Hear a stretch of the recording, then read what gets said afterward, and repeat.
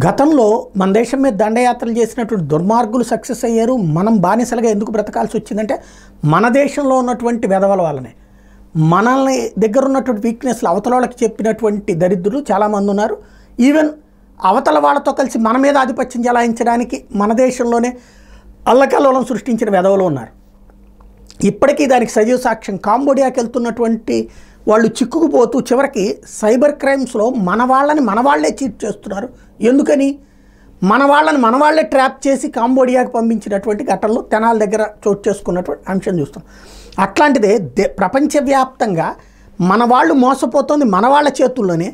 అవతల వెళ్ళినవాడు బానిస అయిపోతాడు, లేకపోతే అన్యాయం అయిపోతాడని తెలిసినా సరే డబ్బు కోసం అరాచకాలు చేస్తున్నటువంటి ఉదాహరణకి సంబంధించినటువంటి అంశం ఇటలీలోని వెరోనా ప్రావిన్స్లో వ్యవసాయ క్షేత్రంలో 33 మంది భారతీయులతో వెట్టి చాకరీ చేస్తున్న ఆరోపణ మీద సూత్రధారులైనటువంటి వాళ్ళు కూడా 2 భారతీయులు, వాళ్ళని పోలీసులు అరెస్ట్ చేశారు.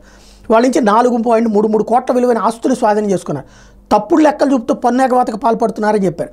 ఇదే ప్రావిన్స్లో తోటలో పనిచేసే సత్నామ్ సింగ్ అనే భారతీయుడు ఇటీవల ప్రమాదవశాత్తు చేతిని కోల్పోతే యజమాని అతన్ని రోడ్డు పక్కన వదిలేయడం, వైద్య సాయం ఆలస్యమై మరణించడం తెలిసిందే. దీని మీద దేశవ్యాప్తంగా ఆందోళన వెలువెత్తే ప్రధాని మెలోనీ కూడా దీన్ని ఖండించారు. ఈ ఘటనతో ఎట్లా వ్యవసాయ క్షేత్రంలో అధికారికంగా పనిచేసే భారతీయ కార్మికుల దుస్థితి వెలుగులోకి వచ్చింది. సుమారు 2 లక్షల మంది భారతీయులు ఇటలీలోని వ్యవసాయ క్షేత్రాల్లో మగ్గుతున్నారన్నది ఇప్పుడు తేలింది. అంటే 2 లక్షల మంది ఇట్లా అన్యాయంగా ఇరుక్కుపోయారు మన వాళ్ళు అక్కడ. అది అసలు విశేషం.